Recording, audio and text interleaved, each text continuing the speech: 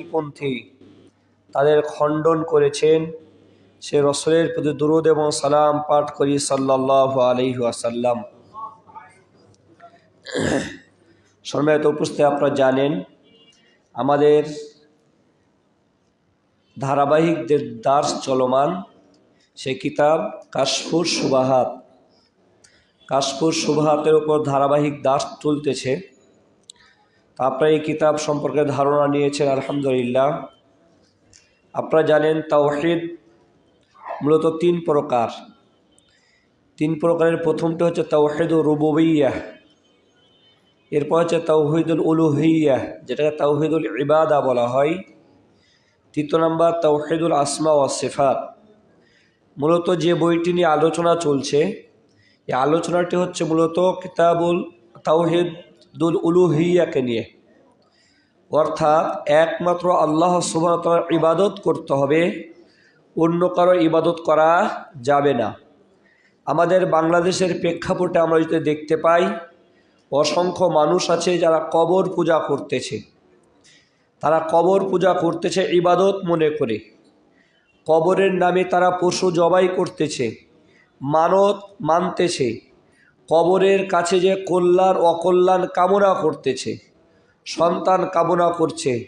যেমনটি আপনারা বর্তমান সময়ে লক্ষ্য করছেন, আমাদের রাজনৈতিক বিভিন্ন দলের ব্যক্তিবর্গ তারা শাহজালালের মাজার গিয়েছে, সেখান থেকে তারা তাদের ভোটের কার্যক্রম শুরু করেছে।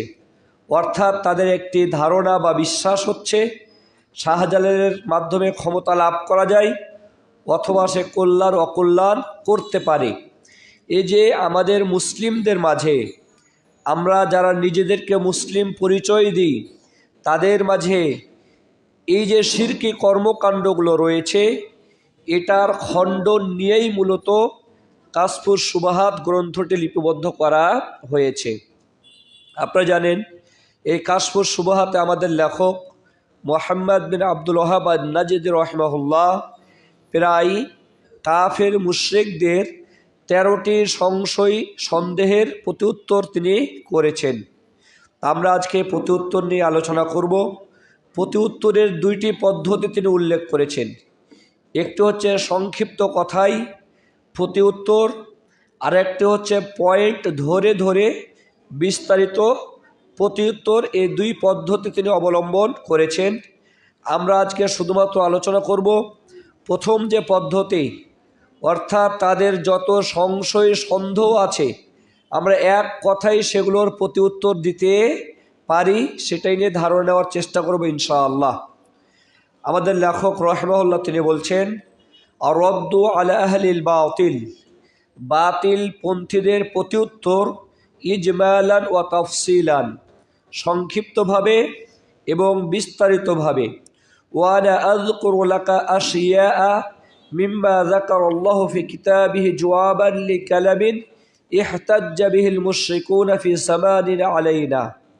আমাদের লেখক বলছে, আমি তোমার সামনে উল্লেখ করব আল্লাহ সুবহানাহু ওয়া তাআলা তার কোরআনুল কারিমে যে সমস্ত দলিল পেশ করেছেন মুশরিকদের যুক্তি খণ্ডনে, সেগুলো আমি তোমার সামনে উল্লেখ করব।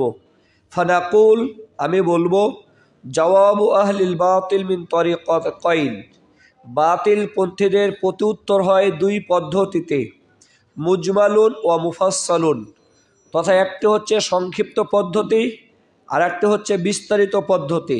যেটা আমরা বললাম, আমরা সংক্ষিপ্ত পদ্ধতি জানার চেষ্টা করব। আম্মাল মুজমাল, সংক্ষিপ্ত পদ্ধতি, যে সংক্ষিপ্ত এক কথার মাধ্যমে আমরা কাফেরদের সকল সংশয় সন্দেহ নিরসন করতে পারি।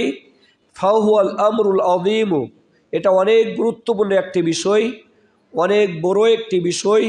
ওয়াল ফায়দা কাবীরা, এবং অনেক বড় উপকার রয়েছে লিমান আকালাহা, যেটা অনুধাবন করবে।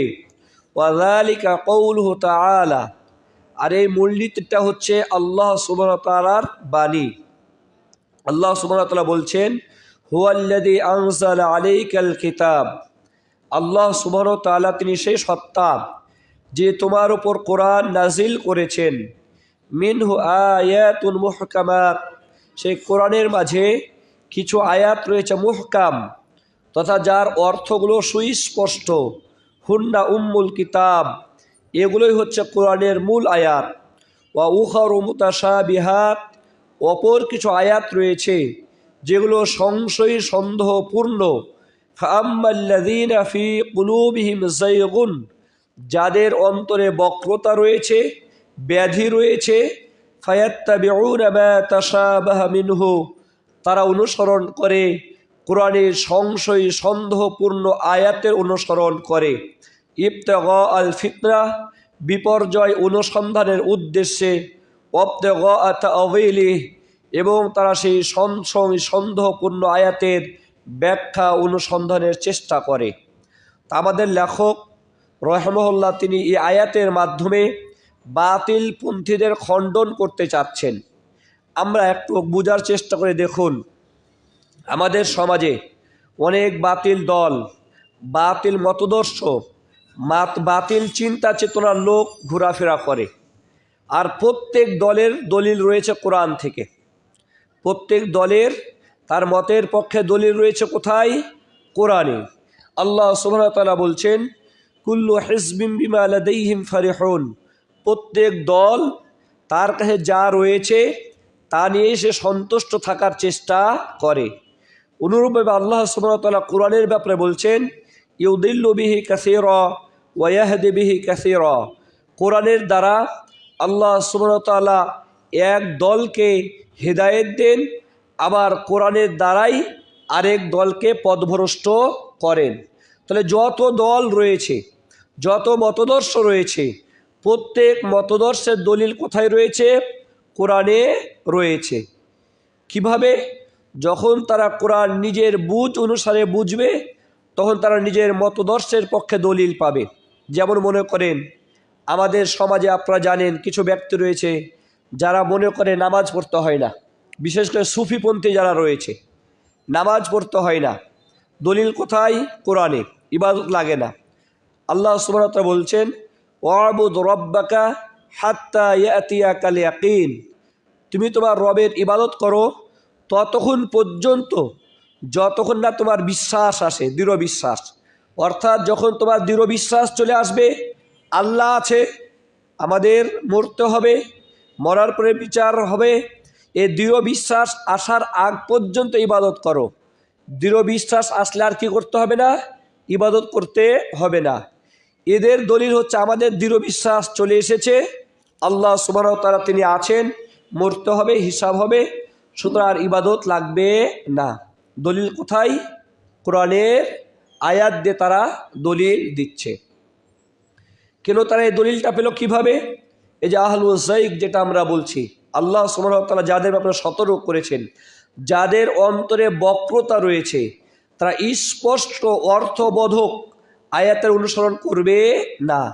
তারা করবে কোনগুলো? যেগুলো অস্পষ্ট, একাধিক অর্থের সম্ভাবনা রাখে, একাধিক বাক্যে আপনার অর্থ বা বুঝের সম্ভাবনা রাখে, এগুলোকে তারা হুজ্জাত বা দলিল হিসাবে নিয়ে আসে।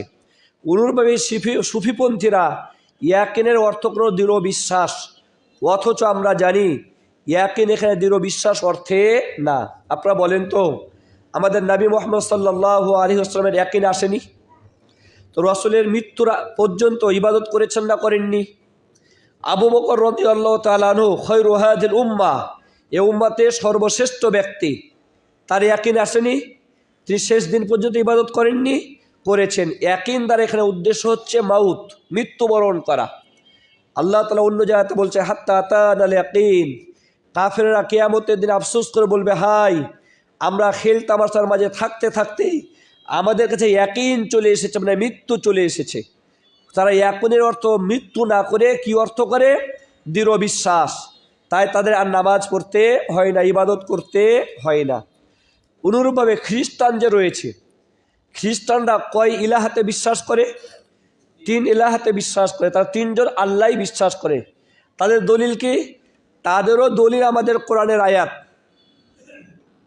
আল্লাহ সুবহানাহু ওয়া তাআলা বলছেন, ইন্না নাহনু নাযালনা যিকরা, আমরা যিকির নাজিল করেছি, কোরআন নাজিল করেছি, ওয়া ইন্না লাহু লাহাফিযুন, আর আমরা কোরআনের সংরক্ষণ করব। এই আয়াতটা হচ্ছে খ্রিস্টানদের দলিল যে আল্লাহ তিনজন। কিভাবে? যারা আরবি ব্যাকরণ বুঝো, ছাত্র যারা রয়েছে তোমরা জানো, ইন্না এটা হচ্ছে বহুবচনের শব্দ, মানে আমরা। ইন্না মানে হচ্ছে আমরা, বহুবচন। তো বহুবচন তার মানে কি লাগবে? তাহলে তিনজন লাগবে মিনিমাম। বহুবচনে তিনজন লাগে। তো আল্লাহ তিনি নিজেই বলছেন আমরা কোরআন নাজিল করেছি আর আমরা তা সংরক্ষণ করব। তা আমরা একজনে হয় না, আমরা হয় কয়জনে? তিনজনে। তাহলে কে আছে? আল্লাহ তিনজন আছে। এই যে অস্পষ্ট, অথচ কুল আল্লাহু আহাদ, সূরা ইখলাস, আল্লাহ কি বলছেন? হে নবী তুমি বলে দাও আল্লাহ কয়জন? এক। এটা তারা মানছে না, এটা নিচ্ছে না। তো যত বেদাতি রয়েছে, বেদাতিদের কাজ হলোই সংশয় সন্দেহপূর্ণ দলিলের অনুধাবন করা, অনুসরণ করা। আরও কিছু আপনাদের দিই, কিছু উদাহরণ। আমাদের যে বিষয়টা মাথায় রাখতে হবে, সব সময় সুস্পষ্ট আয়াতের অনুসরণ করতে হবে, সংশয় সন্দেহপূর্ণ আয়াতের নয়। সংশয় সন্দেহপূর্ণ আয়াতের ব্যাখ্যা করতে হবে কোন আয়াত দিয়ে? স্পষ্ট আয়াত দিয়ে। আমরা বিশ্বাস করি আল্লাহ সুবহানাহু ওয়া তাআলা তিনি কোথায় রয়েছেন? আরশের ওপর রয়েছেন। আল্লাহর আরশ কোথায়? 7 আসমানের ওপরে। এর বিপরীতে আমাদের সমাজে অনেক আলখেল্লাওয়ালা ব্যক্তি, জুব্বা পরা ব্যক্তি, পাগড়িওয়ালা ব্যক্তি, তারা বিশ্বাস করে আল্লাহ সর্বত্র বিরাজমান। তাদেরকে কোরআনে দলিল নেই, তাদেরও দলিল কোরআনে রয়েছে। তাদের দলিলকে আল্লাহ সুবহানাহু ওয়া তাআলা বলছেন ওয়া হুয়া মাআকুম আইনামা কুনতুম, তোমরা যেখানেই থাকো আল্লাহ তোমাদের সঙ্গে থাকেন। আমরা এখন এখানে আছি, আমার সঙ্গে কে আছে? আল্লাহ আছে, তাদের দলিল। অথচ দেখুন স্পষ্ট আয়াত যেখানে আল্লাহ সুবহানাহু ওয়া তাআলা বলছেন আর রহমানু আলাল আরশি ইস্তাওয়া, রহমান তিনি আরশের উপর সমুন্নত হয়েছেন। আমিনতুম মান ফিস সামা, যিনি আকাশে রয়েছেন তার ব্যাপারে কি তোমরা নিরাপদ হয়ে গিয়েছো? আল্লাহ নিজের ব্যাপারে বলছেন তিনি কোথায় রয়েছেন? আসমানে রয়েছেন। এই আয়াতগুলো কি সুস্পষ্ট আয়াত, কিন্তু এইগুলো বাদ দিয়ে তারা দলিল দেয় কি দিয়ে? যে তোমরা যেখানে আছো আল্লাহ সেখানে রয়েছে। অথচ মাইয়াত সঙ্গে থাকাটা দুইভাবে হয়, একটা শারীরিকভাবে হয় আর একটা জ্ঞানগত ক্ষমতাগতভাবে। আল্লাহ তিনি আমাদের সঙ্গে আছেন কিভাবে? জ্ঞানগত এবং ক্ষমতাগত দৃষ্টিকোণ থেকে আল্লাহ তিনি আমাদের সাথে রয়েছেন। আমরা যেখানেই থাকি না কেন আল্লাহ আমাদেরকে দেখছেন, আল্লাহ আমাদের সম্পর্কে জানেন, কিন্তু তারা এটা নিয়ে এসে সরাসরি। আবার আর এক দল আছে যারা মনে করে আল্লাহ তাআলা কোথায় থাকেন? কলবে থাকেন। আল্লাহ কলবে থাকেন, তার দলিলও কোরআনে আছে, সেও কোরআন থেকে দলিল নাই। ইন্নাল্লাহ ইয়াহুলু বাইনাল মারই ওয়া কলবিহি, আল্লাহ তাআলা অবতরণ করেন ব্যক্তির মাঝে এবং তার অন্তরের মাঝে। আল্লাহ অবতরণ করেন। এই যে এখন তাহলে বললো আল্লাহ তাআলা কোথায় থাকেন? তাহলে কলবে থাকেন। এই যে আয়াতগুলো অস্পষ্ট আয়াত, এই অস্পষ্ট আয়াত দিয়ে তারা নিজেদের মতের পক্ষে দলিল দেওয়ার চেষ্টা করে। তাহলে লেখক আমাদের যে বিষয়ে সতর্ক করছেন সেটা হচ্ছে যত বাতিলপন্থী আছে তাদের দলিল হবে কোনগুলো? অস্পষ্ট আয়াত দিয়ে তারা দলিল দিবে। তারা স্পষ্ট আয়াত দিয়ে কোশ্চেন করেও দলিল দেবে না। এটা আমাদের কোনো হানাফি ভাইকে আর রহমান আলাল আরশি ইস্তাওয়া এই আয়াত দিয়ে দলিল পেশ করতে দেখবেন না, এটা দিয়ে দলিল দেবে না। কোনগুলো দলিল নিয়ে আসবে?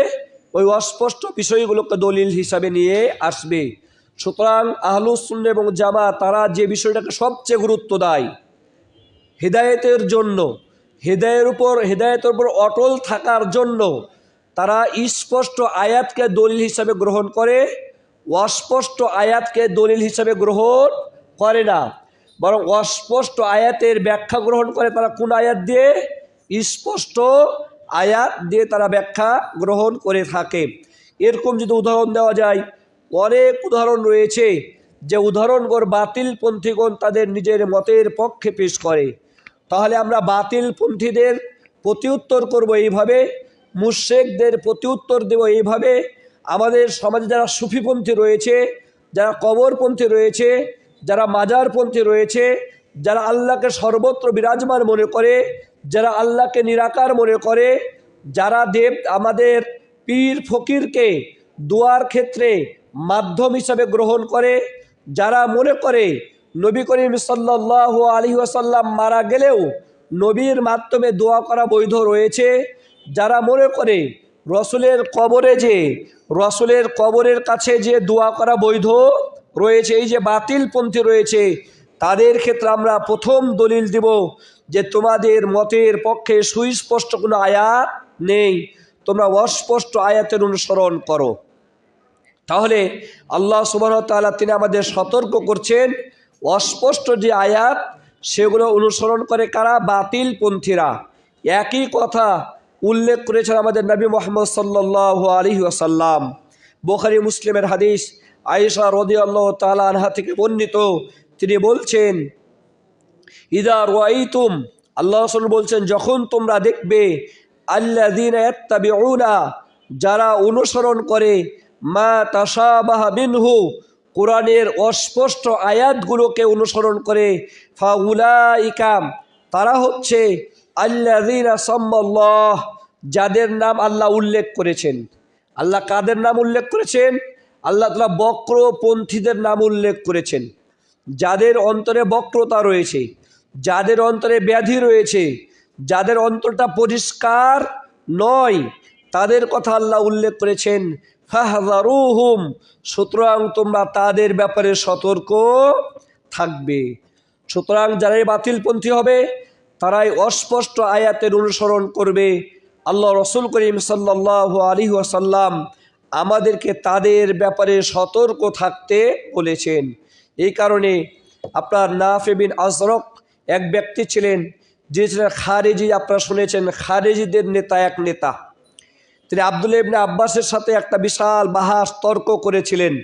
আব্দুল্লাহ ইবনে আব্বাসের সাথে যে তর্কটি ইমাম সয়ুতি রহমুল্লাহ তার বিখ্যাত গ্রন্থ ইতকান ফি উলুমিল কোরআনে উল্লেখ করেছেন।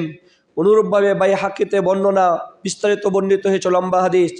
তো এই যে খারেজিরা যত অস্পষ্ট আয়াত আছে, সব অস্পষ্ট আয়াত দিয়ে দলিল দেয় আলী কাফের হয়ে গিয়েছে, আলী রাদিয়াল্লাহু তাআলা আনহু কাফের হয়ে গিয়েছে। তারা বলছে ইনিল হুকমু ইল্লা লিল্লাহ, ফায়সালা মানতে হবে একমাত্র কার?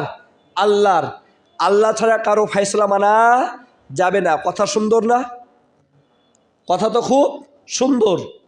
কিন্তু আলী রাদিয়াল্লাহু তাআলা বলেছিলেন কালিমাতুল হক উরিদা বিহিল বাতিল, কথা ঠিক আছে, উদ্দেশ্য খারাপ। কথা ভালো, উদ্দেশ্য খারাপ।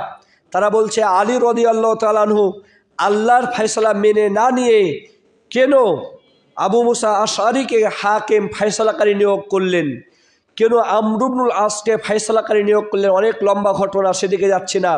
এ কথা আলীকে কাফের ঘোষণা করলো। তখন আব্দুল্লাহ ইবনে আব্বাস তাদের খণ্ডন করেছিলেন, বলো তো আল্লাহ ছাড়া অন্য কাউকে বিচারক মানলেই কি ব্যক্তি কাফের হয়ে যায়? না, আল্লাহ ছাড়া অন্যকে বিচারক মানলে কি হয় না? কাফের হয় না। কিছু ক্ষেত্রে আল্লাহ সুবহানাহু ওয়া তাআলা মানুষকে বিচারক মানার অনুমতি দিয়েছেন। যেমন আল্লাহ সুবহানাহু, আব্দুল্লাহ ইবনে আব্বাস দুইটি ঘটনা উল্লেখ করেছিলেন। একটি আমি বলতেছি যে দেখুন, স্বামী স্ত্রীর ঝগড়া কোনোভাবে ঝগড়া নিরসন করা যাচ্ছে না, অনেক চেষ্টা হলো না। আল্লাহ সুবহানাহু ওয়া তাআলা বলছেন ফাবআসু হাকামান মিন আহলিহি ওয়া হাকামান মিন আহলিহা, তাহলে তোমরা ঝগড়া নিরসন করবে কিভাবে? স্বামীর পক্ষের একজন বিচারক নির্ধারণ করো, স্ত্রীর পক্ষের একজন বিচারক নির্ধারণ করো। তা আল্লাহ এখানে বিচারক কাকে নির্ধারণ করতে বললেন? মানুষকে না আল্লাহ নিজে বিচারক হলেন? মানুষকে। তাহলে মানুষের সমাধানের ক্ষেত্রে যদি মানুষকে ফায়সালাকারী নির্ণয় করা যায়, স্বাভাবিক স্বামী স্ত্রীর ঝগড়ার ক্ষেত্রে, তাহলে যেখানে মুসলিমের রক্তপাত ঘটতেছে সেখানে মানুষকে হাকিম নিয়োগ করা, বিচারক নিয়োগ করা বেশি গুরুত্ব না গুরুত্ব কম? নিঃসন্দেহে সেখানে গুরুত্বটা আরও বেশি, যাতে করে সমঝোতার মাধ্যমে মুসলিম হত্যা বন্ধ করা যায়। কিন্তু খারেজিরা ওই যে কোরআনের আয়াত দিয়ে দলিল দিল যে আলী কী হয়েছে, কাফের হয়েছে। অনুরূপভাবে আল্লাহ সুবহানাহু ওয়া তাআলা তিনি আমাদের সতর্ক করেছেন। আমরা তো সবসময় একটি কথা বলি, কোরআন এবং হাদিস পেলে আমরা মানব, নয়তোবা মানব না। কোরআন হাদিসের দলিল পেলে আমরা গ্রহণ করব, নয়তোবা না। আমি আপনাদের আরেকটি বিষয়ে সতর্ক করি, কোরআন হাদিসের দলিল পেলেও মানা যাবে না। কথাটা অন্যরকম মনে হচ্ছে, এটা আমার বক্তব্য না, এটা কোরআনের বক্তব্য। আল্লাহ সুবহানাহু ওয়া তাআলা সূরাতুল ফুরকানে উল্লেখ করেছেন, ওয়াইযা তুলিয়াত আলাইহিম আয়াতুহু, যখন ঈমানদারদের সামনে আল্লাহর আয়াত পাঠ করা হয়, কোরআন তিলাওয়াত করা হয়, ওয়াহি পাঠ করা হয়, লাম ইয়াখিরু আলাইহা সুম্মা ওয়া উমিয়ানা, তারা অন্ধের নাই, বধিরের নাই, সে আয়াত এবং হাদিস তারা গ্রহণ করে না। কাদের বৈশিষ্ট্য এটা? কাদের? ঈমানদারদের। অর্থাৎ ঈমানদারেরা কোরআন এবং হাদিসের দলিল পেলে তারা গ্রহণ করবে না অন্ধের মতো, বধিরের মতো, বরং তা সে কোরআনের অর্থটা ঠিক আছে কিনা আগে এটা দেখবে। কোরআনের যে ব্যাখ্যাটা করলো সেই ব্যাখ্যাটা সালাফি ব্যাখ্যার সাথে মিল আছে কিনা এটা দেখবে। সেই ব্যাখ্যা সাহাবাদের ব্যাখ্যার সাথে মিল আছে কিনা এটা দেখবে। সেই ব্যাখ্যা তাবিদের ব্যাখ্যার সাথে মিল আছে কিনা এটা দেখবে। দেখার পরে আমল করবে। কোরআনের দলিল দিল, আপনি পেয়ে গেলেন যে কোরআন দিয়ে দলিল দিয়েছে, হাদিস দিয়ে দলিল দিয়েছে, এ বলে তো আপনার হুড়মুড়ি খেয়ে পড়বেন, খারেজিদের ফাঁদে নিজেকে ফেলে দিবেন। খারিজিদের বৈশিষ্ট্য হলো তারা অসংখ্য কোরআন এবং হাদিস পেশ করে, অসংখ্য। আল্লাহ রাসূল করিম সাল্লাল্লাহু আলাইহি ওয়াসাল্লাম বলছে, ইয়াতলুনা কিতাব আল্লাহ, খারিজিরা আল্লাহর কোরআন পাঠ করে। কোরআন পাঠ করার পর লা ইউজাবিজু হানাজিরাহুম, কণ্ঠ অতিক্রম করে না, খালি তেলাওয়াত হয়, বুঝটা হয় না। এ কারণে খারিজিদের বৈশিষ্ট্য, তারা কথায় কথায় কোরআন হাদিসের দলিল নিয়ে আসবে, কিন্তু সেই দলিলটা সাহাবাদের বুঝের সাথে মিল আছে কি নাই এটা না দেখে কোনো একজন ইমানদার কোরআনের আয়াতকেও মানবে, মানে আমল করবে না। কথা বোঝা গেছে? এই যে আহলু যায়গ, যারা বক্রপন্থী, যারা বেদাতি, যারা বিভিন্ন সংশয় সন্দেহ দিয়ে কবর পূজা করে, বিভিন্ন সংশয় সন্দেহ পেশ করার মাধ্যমে আপনার কবরবাসীর মাধ্যমে সুপারিশ করে, শাফাত করে, আল্লাহর কাছে শাফাত তলব করে, এরা হচ্ছে ওই যে অস্পষ্ট আয়াতগুলোকে আমাদের সামনে নিয়ে এসে পেশ করার চেষ্টা করে। এ করে আল্লাহ রাসূল করিম সাল্লাল্লাহু আলাইহি ওয়াসাল্লাম তিনি আমাদের সতর্ক করেছেন যে না, অস্পষ্ট আয়াতের অনুসরণ করা যাবে না, স্পষ্ট আয়াতের অনুসরণ করতে হবে। রাসূল করিম সাল্লাল্লাহু আলাইহি ওয়াসাল্লাম তিনি একই কথা বললেন যে যাদেরকে আল্লাহ তাআলা বক্রপন্থী নামকরণ করেছেন, যারা সংশয়ে সন্দেহপূর্ণ আয়াতের অনুসরণ করে, তোমরা ফাহযারুহুম, তোমরা তাদের ব্যাপারে সতর্ক থাকো, তাদের ব্যাপারে সতর্ক থাকতে হবে। এরপরে লেখক মুহাম্মদ বিন আব্দুল ওয়াহাব আন-নাজিদি রাহিমাহুল্লাহ তিনি তাদের অস্পষ্টতার একটা দলিল নিয়ে এসেছে, সংশয়ের একটা দলিল। তারা বলছে কি, মিসালু যালিকা ইযা ক্বালা বা'দুল মুশরিকিন, কিছু মুশরিক বলে থাকে, আলা ইন্না আউলিয়া আল্লাহি লা খাউফুন আলাইহিম ওয়া লাহুম ইয়াহজানুন, যারা আল্লাহর ওয়ালি হয়, যারা আল্লাহর বন্ধু হয়, লা খাউফুন আলাইহিম, তাদের কোনো ভয় নাই, ওয়া লাহুম ইয়াহজানুন, এবং তারা চিন্তিত হবে না। কোরআনের আয়াত, ভালো কথা। আল্লাহর ওয়ালি, আল্লাহর ওয়ালি কারা? আমাদের সুফিদের কাছে আল্লাহর ওয়ালি কারা? আমাদের বাংলাদেশের সুফিদের কাছে আল্লাহর ওয়ালি হলো যারা কবরে শায়িত। জীবিত ব্যক্তি ওয়ালি হতে পারে না তাদের কাছে। তাদের কাছে যত ওয়ালি সবকে মরা ব্যক্তি। অথচ আল্লাহ সুবহানাহু ওয়া তাআলা ওয়ালির সংজ্ঞাও কোরআনে দিয়েছেন।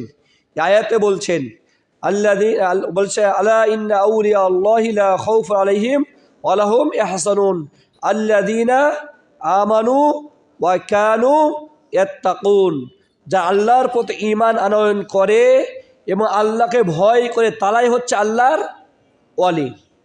সুতরাং আমাদের বিশ্বাস হচ্ছে কুল্লু মুমিনিন আউলিয়াউল্লাহ, প্রত্যেক মুমিনই হচ্ছে আল্লাহর ওয়ালি। প্রত্যেক মুমিন কি আল্লাহর ওয়ালি? ওই যে কবরে যে শুয়ে আছে আর মাজারে যে বসে আছে সে আল্লাহর ওয়ালি বিষয়টা এরকম নয়। প্রত্যেক ইমানদার ব্যক্তি আল্লাহর ওয়ালি। যার আমল যত বেশি হবে, যে যত বেশি পরিষ্কার হবে, সে আল্লাহর তত বড় ওয়ালি হতে পারবে। তো যা হোক, সেই কাফের মুশরিকদের দলিল হচ্ছে যে ওয়ালিদের কোনো ভয় নাই, টেনশন নাই। সুতরাং ওয়ালিরা যেহেতু আল্লাহকে ভয় করবে না, আল্লাহর কাছে সুপারিশ করতে তাদের কোনো ভয় নাই। আর আমরা যেহেতু পাপী ব্যক্তি, আমরা পাপী, আমরা সরাসরি আল্লাহর কাছে যেতে পারছি না, দেখে আমরা ওই যে সৎ ব্যক্তিদেরকে কি হিসাবে গ্রহণ করতেছি, আমাদের মাধ্যম হিসাবে গ্রহণ করছি, যাতে করে তারা আল্লাহর কাছে সুপারিশ করে, কারণ তাদের কোনো কি নেই, ভয় নেই। এবং তারা বলছে ওয়ান্না শাফাআতা হাক্কুন, সুপারিশ এটা সত্য। আমরা বিশ্বাস করি, আহলুস সুন্নাহ এবং জামাআহ, আমরা বিশ্বাস করি সুপারিশ সত্য। সুপারিশ বলতে যারা পাপী ব্যক্তি, মুসলিম পাপী, নবী তাদের জন্য সুপারিশ করবেন। এই সুপারিশের মাধ্যমে তাদেরকে জাহান্নাম থেকে বের করে কোথায় নিয়ে যাবেন, আল্লাহ সুবহানাহু তাদেরকে জান্নাতে প্রবেশ করাবেন, এই বিশ্বাস আমরা রাখি। শাফাআতটা হচ্ছে সত্য। এটা যেহেতু শাফাআত সত্য, আমরা নিজেরা সুপারিশ করতে পারছি না, আমাদের জন্য সুপারিশ করবে কে? ওই ওয়ালিরা সুপারিশ করবে, কবরের ব্যক্তিরা। অথবা তারা বলে আন্নাল আম্বিয়া লাহুম জাহুন ইনদাল্লাহ, নবীদের একটা বিশেষ মর্যাদা রয়েছে, কার কাছে? আল্লাহর কাছে বিশেষ মর্যাদা রয়েছে। সুতরাং আমরা নবীদেরকে মাধ্যম হিসাবে গ্রহণ করি, যাতে নবীরা কার কাছে সুপারিশ করতে পারে? আল্লাহর কাছে সুপারিশ করতে পারে। আও যাকারা কালামান লিন-নবী সাল্লাল্লাহু আলাইহি ওয়াসাল্লাম, অথবা তারা সেই মুশরিকরা বা যারা কবর পূজারীরা এরকম আরও অনেক দলিল পেশ করে রসুলের কথা দ্বারা, যেখানে কিছু অস্পষ্টতা রয়েছে, যার অর্থ বোঝা যায় না, এরকম কিছু বিষয় যে তারা দলিল পেশ করে তাদের মতের পক্ষে। আমাদের লেখক বলছেন ফাজাউবিহু বিকৌলিক, তুমি সেই সন্দেহ পোষণকারীদের উত্তর দাও তোমার কথার দ্বারা। ইন্নাল্লাহ যাকারা ফি কিতাবিহি, আল্লাহ তার কিতাব কুরআনুল কারিমে উল্লেখ করেছেন, আন্নাল্লাযীনা ফি কুলুবিহিম যায়গুন, যাদের অন্তরে বক্রতা রয়েছে, ইয়াতরুকুনাল মুহকামা, তারা কোরআনের স্পষ্ট আয়াতের অনুসরণ বর্জন করে, ওয়ায়াত্তাবিউনাল মুতাশাবিহা, এবং তারা অস্পষ্ট আয়াতের অনুসরণ করে। ওয়ামা যাকারতুহু লাকা, আর হে মুশরিক তুমি শুনে রাখো, আমি তোমার সামনে যে বিষয়টা উল্লেখ করেছি, যে মুশরিকরা তারা আল্লাহকে রব হিসাবে বিশ্বাস করত, এ সত্ত্বেও আল্লাহ সুবহানাহু ওয়া তাআলা মক্কার কাফেরদেরকে মুশরিক হিসেবে আখ্যায়িত করেছেন। আবু জাহেল আল্লাহকে বিশ্বাস করতো না। বদর যুদ্ধের সময় আবু জাহেল কি দোয়া করেছিল? কাবা ঘরের কাছে যে বলছে, আল্লাহ, মুহাম্মদ যদি সত্য হয় তাহলে তুমি আকাশ থেকে পাথর নাজিল করে আমাদের ধ্বংস করো, আর আমরা যদি সত্য হই কাদের ধ্বংস করো? মুহাম্মদকে ধ্বংস করো। তা আল্লাহকে বিশ্বাস করত। ফেরাউন আল্লাহকে বিশ্বাস করতো না? ফেরাউনে আল্লাহকে বিশ্বাস করত। এই নাস্তিক্যবাদ অনেক পরে এসেছে, নাস্তিক্যবাদ অনেক পরে এসেছে। আগে নাস্তিক, ইলাহাকে অবিশ্বাস করা, আল্লাহকে অস্বীকার করা, এরকম লোক পাওয়া যেত না। যারা কাফের মুশরিক তারাও আল্লাহকে বিশ্বাস করত। আল্লাহ তাআলা বলছেন ওয়ালাইন সাআলতাহুম মান খালাকাস সামাওয়াতি ওয়াল আরদা, কাফের যত আছে, মুশরিক যত আছে, এদের যদি জিজ্ঞাসা করো আসমান জমিন কে সৃষ্টি করে, তারা অকপটে স্বীকার করবে এগুলো সৃষ্টিকর্তা কে? আল্লাহ। তো কাফেরেরা বিশ্বাস করতো, আল্লাহকে রব হিসাবে মানত, এ সত্ত্বেও আল্লাহ সুবহানাহু তাদের কাফের বলেছেন। তারা ফেরেশতাকে মাধ্যম হিসাবে গ্রহণ করত, নবীদের মাধ্যম হিসাবে গ্রহণ করত, সব ব্যক্তিদেরকে মাধ্যম হিসাবে গ্রহণ করত। এবং সেই কাফেররা বলতো হা উলাই শুফাউনা ইনদাল্লাহ, তারা হচ্ছে আমাদের সুপারিশকারী কার কাছে? আল্লাহর কাছে। তাহলে আল্লাহ সুবহানাহু ওয়া তাআলা সেই কাফেরদেরকে, রসুলের সময়ের ব্যক্তিদেরকে, তারা আল্লাহকে বিশ্বাস করা সত্ত্বেও কাফের বলেছেন। কেন কাফের বলেছেন? তারা নবীদেরকে অথবা সে ভালো ব্যক্তিদেরকে অথবা ফেরেশতাদেরকে মাধ্যম হিসেবে গ্রহণ করার কারণে। তো এখানে স্পষ্ট তারা মাধ্যম গ্রহণ করার কারণে আল্লাহ তাদের কাফের বলছেন। আর তোমরা বলছো ওয়ালিদের কোনো ভয় নাই, সুতরাং ওয়ালিদের মাধ্যমে সুপারিশ করলে কোনো সমস্যা নাই, তোমার এই অস্পষ্ট আয়াত আমি গ্রহণ করতে পারছি না, এ কথা বলে তুমি তাদের প্রতি উত্তর করবে। সুতরাং সম্মানিত উপস্থিতি, যেখানে যেটা লেখক গুরুত্ব দিচ্ছেন যে বিষয়টার প্রতি, যা আমাদের সর্বদাই স্পষ্ট দলিল গ্রহণ করতে হবে, অস্পষ্ট দলিল গ্রহণ করা যাবে না। আর অস্পষ্ট দলিলের ক্ষেত্রে আমাদের যেটা করতে হবে, সালাফে সলিহিনগণ, বিশেষ করে সাহাবী এবং তাবিগণ, সেই অস্পষ্ট আয়াতের ব্যাখ্যা কি করেছেন সেটা গ্রহণ করার মাধ্যমে আমল করতে হবে। এর বাইরে আমরা যদি নিজের মতদর্শ অনুসারে আমল করতে যাই, কোরআন বুঝতে যাই, তাহলে আমাদের পদস্খলন ঘটবে, আমাদের বিচ্যুতি ঘটবে। এই কারণে যারা নিজের মত অনুসারে কোরআনের ব্যাখ্যা করে তাদের পদস্খলন ঘটেছে। যেমন আমাদের সমাজে প্রসিদ্ধ তাফসির রয়েছে, তাফসির ফি জিলালিল কোরআন, যার লেখক হচ্ছে সৈয়দ কুতুব মিশরের। তিনি নিজের মতদর্শ অনুসারে কোরআনের ব্যাখ্যা করতে যেয়ে অসংখ্য জায়গাতে তিনি আল্লাহ সিফাতকে অস্বীকার করেছেন। অনুরূপভাবে বাংলাদেশের তাফহিমুল কোরআন যে গ্রন্থটি রয়েছে, আল্লামা মওদুদির লেখা, তিনি নিজের মতদর্শ অনুসারে, নিজের বুঝ অনুসারে তাফসির করতে গিয়ে তার পদস্খলন ঘটেছে। আর এটাই হচ্ছে বক্রপন্থীদের দলিল। তারা অস্পষ্ট আয়াতগুলোকে সামনে হাইলাইট করবে, স্পষ্ট আয়াত থেকে দূরে থাকবে। আল্লাহ সুবহানাহু ওয়া তাআলার কাছে দোয়া করে তিনি আমাদের সকল অবস্থাতে স্পষ্ট আয়াতের প্রতি ঈমান নিয়ে আসার তৌফিক দান করুন, আমিন। আর আমরা যেন ইহদিনাস সিরাতাল মুস্তাকিম, সরল সঠিক পথের পথিক হতে পারি, আল্লাহ আমাদের সেই তৌফিক দান করুন, আমিন। আমাদের জানা অজানা অসংখ্য ব্যক্তি এ বিভিন্ন সংশয়ে পতিত হয়ে তারা সঠিক আকীদা থেকে অনেক দূরে সরে যাচ্ছে। আল্লাহ সুবহানাহু ওয়া তাআলা তিনি আমাদের সহ এরকম প্রত্যেক ব্যক্তিকে ইলমে ইয়াকিন, সুস্পষ্ট জ্ঞান দান করুন এবং সেই জ্ঞানের মাধ্যমে আপনার সকল প্রকার সংশয় বর্জন করে সঠিক ইসলামের দিকে ফিরে আসার তৌফিক দান করুন, আমিন। প্রশ্ন উত্তর দিতে হবে। আপনাদের কিছু প্রশ্ন আসছে। দুয়ার আবেদন, আপনারা জানেন আমাদের মসজিদ বাইতুল হক সুবহান শাখার সেক্রেটারি ভাই ইব্রাহিম, তার মা স্ট্রোক করেছেন, স্ট্রোক করে নিউরোসায়েন্স হসপিটালে ভর্তি আছেন।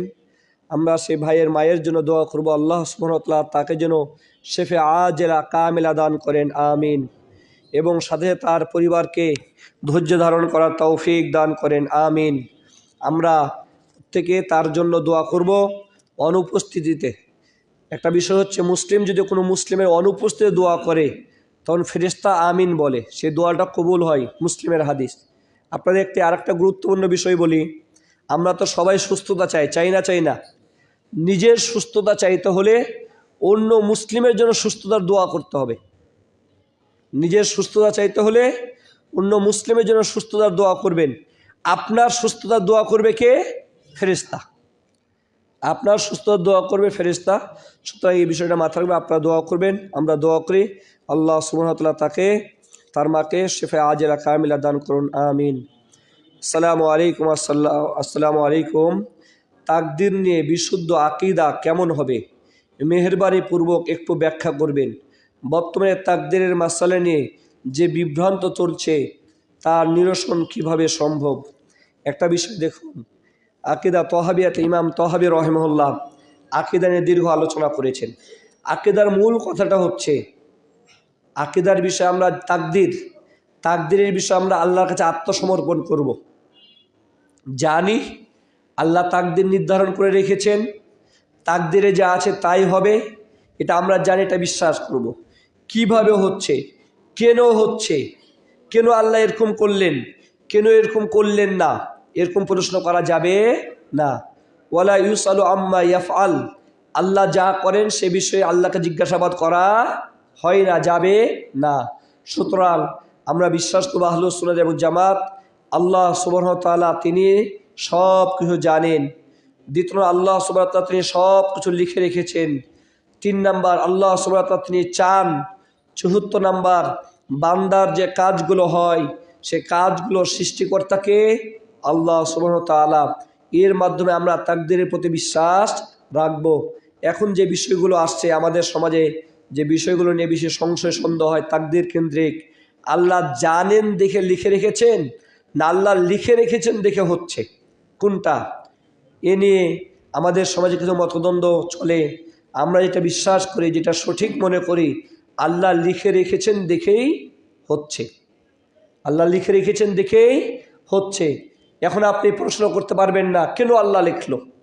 আল্লাহকে প্রশ্ন করা যাবে না। কি করতে হবে? আত্মসমর্পণ করতে হবে।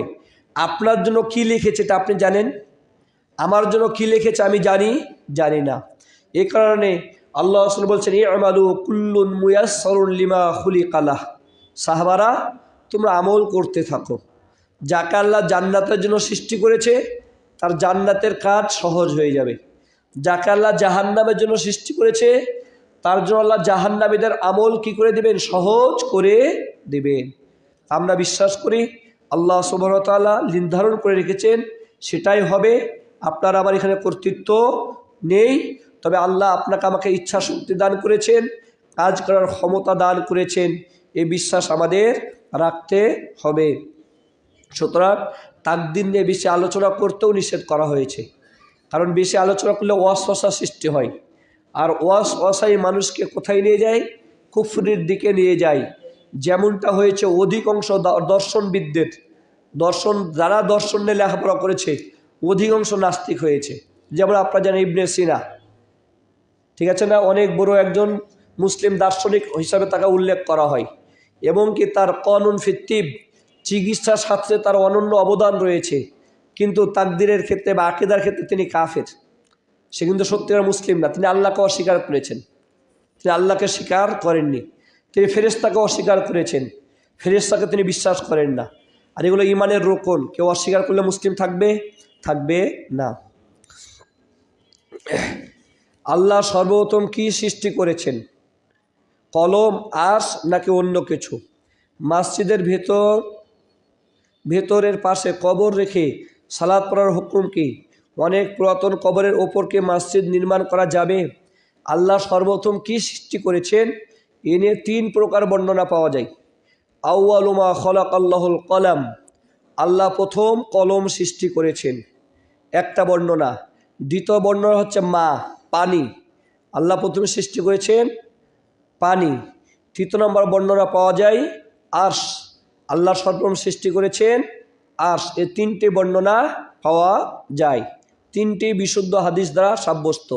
এই ক্ষেত্রে আমরা যেটা মনে করি, যেগুলো বাহ্যিক জগতে যেগুলো প্রকাশমান, মাখলুকাতের ভিতরে যেগুলো জওয়াহির প্রকাশ্য, এগুলোর মধ্যে প্রথম সৃষ্টি হচ্ছে কলম, প্রথম সৃষ্টি হচ্ছে কলম। যদিও এই নিয়ে ওলামাদের মাঝে মতনক রয়েছে। ইবনে হাজার আসকালানী রাহিমাহুল্লাহ তিনি একটাকে অগ্রাধিকার দিয়েছেন, আবার ইবনু জারির আর তবারি তিনি আরেকটাকে অগ্রাধিকার দিয়েছেন। সুতরাং আমরা বিশ্বাস করব আল্লাহ সুবহানাহু ওয়া তাআলা এগুলো সৃষ্টি করেছেন মাখলুকাত। প্রথম কোনটা মাখলুকাত এটা সরাসরি আকীদার বিষয় নয়। আকীদার বিষয় হচ্ছে আল্লাহ সৃষ্টিকর্তা, এটা হচ্ছে আকীদার বিষয়। সুতরাং 3 প্রকার দলিল আছে। কে বলছে আল্লাহর প্রথম সৃষ্টি কলম, আবার কে বলছে প্রথম সৃষ্টি হচ্ছে পানি। 3 ব্যাপারেই কোরআন এবং হাদিস বিশেষ করে বিশুদ্ধ দলিল বর্ণিত হয়েছে। সুতরাং কেউ যদি কোনো একটা বিশ্বাস করে এখানে সমস্যার কিছু নেই। যেটা আমি আবারও বললাম, ফাথুল বারিতে ইবনে হাজার আসকালানী রাহিমাহুল্লাহ এই বিষয়গুলো উল্লেখ করেছেন এবং ওলামাদের মোতানক্কর বিষয়টা উল্লেখ করেছেন। মসজিদের ভিতরে পাশে কবর রেখে সালাত পড়ার হুকুম কি? না, মসজিদের ভিতর কবর থাকা যাবে না। সেখানে যেখানে কবর থাকবে সেখানে মসজিদ নির্মাণ করা যাবে না। যদি একান্ত নিরুপায় হয়ে কবর মসজিদ তৈরি করতেই হয়, অবস্থার কারণে নিরুপায় হয়ে, তাহলে সেই কবরকে স্থানান্তর করতে হবে, দিয়েই সেখানে মসজিদ নির্মাণ করতে হবে। পুরাতন কবরের উপর মসজিদ নির্মাণ করা যাবে না। কবর, পুরাতন কবর কোনটি? যদি এমন হয় কবরের কোনো চিহ্ন বিদ্যমান না থাকে, কবরের কোনো চিহ্ন বিদ্যমান নেই, কবর অনেক আদিকালে কবর হয়েছে, এখন খনন করলে হাড় হাড্ডি কিছুই পাওয়া যাচ্ছে না, এরকম যদি হয় সেটা কবরের হুকুমে থাকে না, সেটা কবরের হুকুমে থাকে না।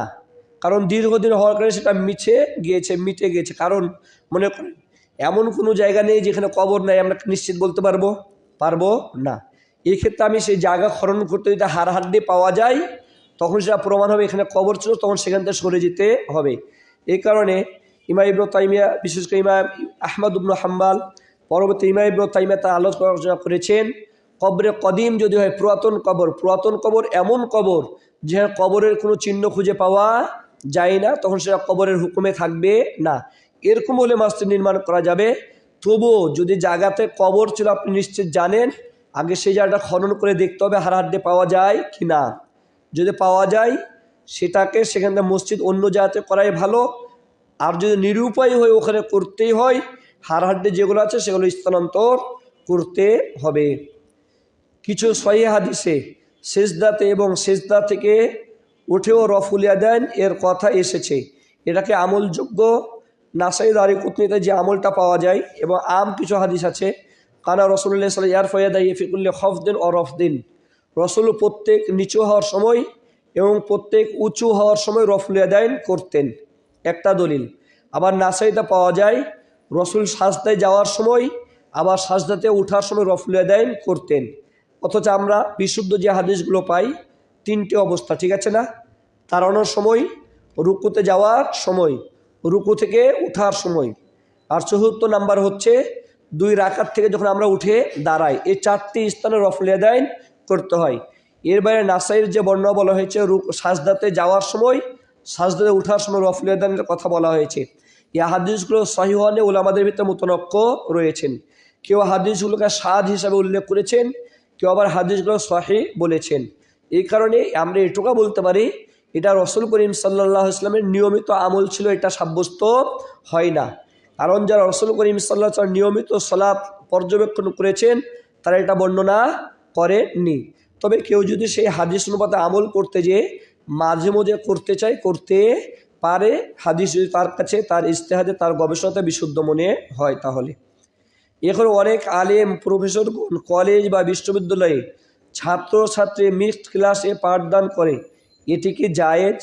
স্বাভাবিকভাবে আপনারা জানেন ইখতিলাতুর রিজাল ওয়ান নিসা, পুরুষ মহিলার মিশ্রণ নিষেধ, একসাথে উঠা বসা করা নিষেধ। এখানে স্বাভাবিকভাবে যেখানে ফ্রি মিক্সিং হয়, পুরুষ মহিলা একাকী অবাধভাবে উঠা বসা করতে পারে, চলাফেরা করতে পারে, এটা বৈধ নেই। কোনো কর্তৃপক্ষ যদি এরকম ব্যবস্থা করে সেই কর্তৃপক্ষ অবশ্যই পাপ হবে। এখন কেউ যদি সেখানে দাসতাদৃশের কাজ করে, পাঠ দেয়, তার জন্য পাঠ দেওয়া বৈধ হবে না? হবে না। স্বাভাবিকভাবে যদি তার নজর এড়াতে না পারে, দৃষ্টি হেফাজত করা স্বাভাবিকভাবে এখানে কঠিন হয়ে যায়। এ কারণে এরকম জায়গা থেকে বিরত থাকতে পারলেই ভালো। একান্ত যদি সম্ভব না হয় বিভিন্ন কারণে, তার যদি নিয়ত থাকে এখানে আমি দাওয়াতি কাজের উদ্দেশ্যে, বিশেষ অবস্থায় বৈধ হতে পারে।